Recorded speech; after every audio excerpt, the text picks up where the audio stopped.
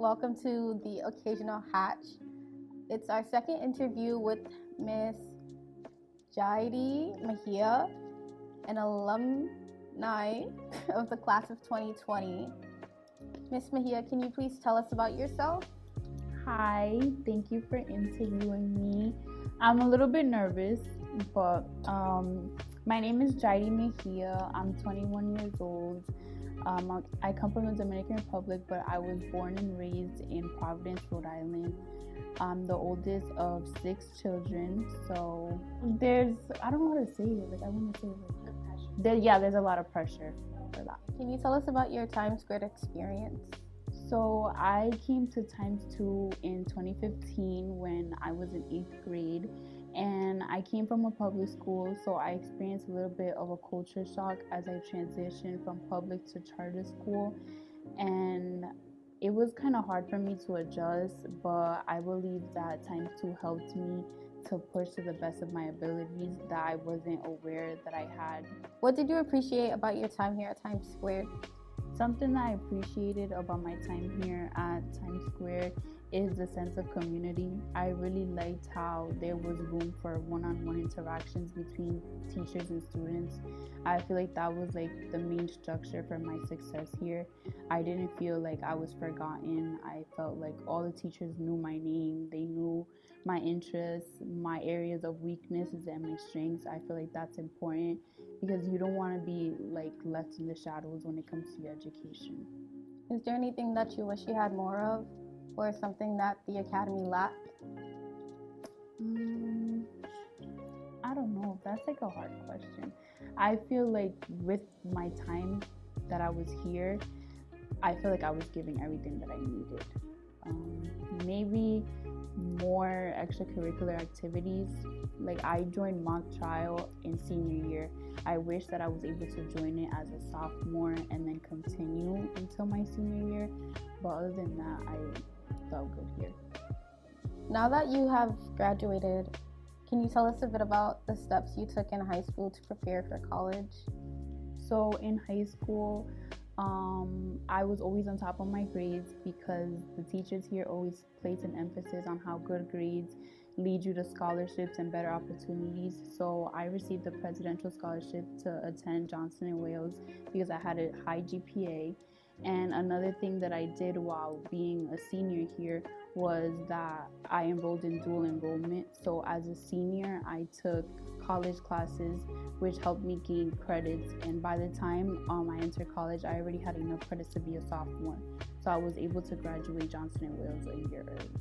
What can you tell us about dual enrollment? Would you recommend it? I would recommend it. It's definitely a challenge, but I feel like if you put your mind to it, you can do it, and you can always ask for help. And I feel like it's an opportunity that you shouldn't pass off because it saves you time and it prepares you so when you get to college, you already know how a college classroom works and what the professor expects from you. And how in any way did Times Square help you feel prepared for college? In a lot of ways. I can start off by in Mr. Johnson's class. He's a social studies history teacher, and in that class, his tests are question heavy, definition heavy. There's a lot of time and dedication that goes into studying for his tests. So I was able to find my own learning style, and that helped me a lot because I found out that in order for me to study, I had to break things down and put them onto flashcards. So I carried that with me to college, and now I can prepare for exams. Then in Fontaine's class, we have to do science fair every year, but instead of cramming it all and doing it the day before it's due, you split it up into several months throughout the school year and get a little bit done. So that helped me tackle bigger assignments in college because in college there's not teachers there reminding you every week that, oh, this is coming up. It's up to you to make your own schedule of how you're going to get the task done. And when I'm in class sometimes and they assign a 3 to 5 page paper, there's classmates that I look over and they're about to faint, and then I just laugh because at times too that's something that you're taught to do. It's like a norm here, so it's not a surprise for me when we have a 3 to 5 page paper due in a week or two, because I can do that in like 2 days. And what did you do after you graduated from Times Square for college? What are you studying? So after I graduated, I went on to Johnson & Wales and I majored in criminal justice with a minor in psychology. I really enjoyed the criminal justice program there because it was really hands-on, and I was able to explore more of my interest in psychology. They have a really good psychology program, and I finished it all in 3 years. How'd you do that? With the help of the dual enrollment credits, and instead of taking 5 classes, I would always sign up for 6 or 7 classes. And that comes back to TIMES2 because they always set higher expectations. They push you above your limits. So I remember my guidance counselor from Johnson & Wales, she told me that she couldn't think that I would be able to do it. But I did it. I was taking 7 classes as a sophomore. So it's not impossible. You just have to put your mind to it. Where are you now? So since I graduated, I've been working as a legal assistant in a legal firm in Providence. And right now I'm prepping to get ready for law school. If you were to give advice to a high school student looking to study the same path as you are, what would you recommend? To be passionate. I feel like in the legal field, there's a lot of room to express your beliefs and to be the voice for others. But through your passion, you're able to grow so much. I just feel like you shouldn't let anyone try to dim your light or talk you out of doing things that you want to do. This is such an awkward transition, but do you still keep in touch with your Times Square friends and teachers? I mean, Miss Lopes, yes. Yes, of course.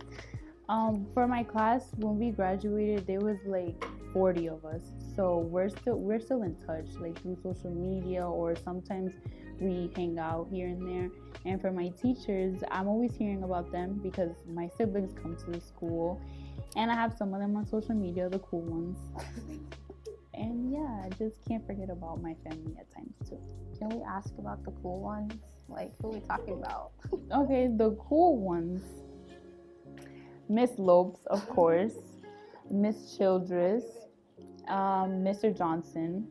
Like, for real, he's cool, like, outside. He's cool in school, but, you know, he's a little bit strict. He's cool outside school, too. I know there's probably another few, but those are, like, my top 8. Dr. Fontaine is cool, too. I just don't have him on social media, but he's really cool. Like, he's really cool. Who else? I think that's about it. Yeah. And you have siblings here, right? I mean, yes. Yeah. And what do you hope they gain out of being at Times Square? So I have 3 siblings here. My brother just graduated from here, so he's like out of this. I'm proud of him. So for my other siblings, I want them to like not mess up the Mejia name. I just want them to appreciate their education. Like my sister, she was here since kindergarten, so she doesn't know what it is to come from a public school. Like she has the structure that she needs to be successful. So I feel like it's all about appreciating that and using it wisely. Oh, thank you. Thank you.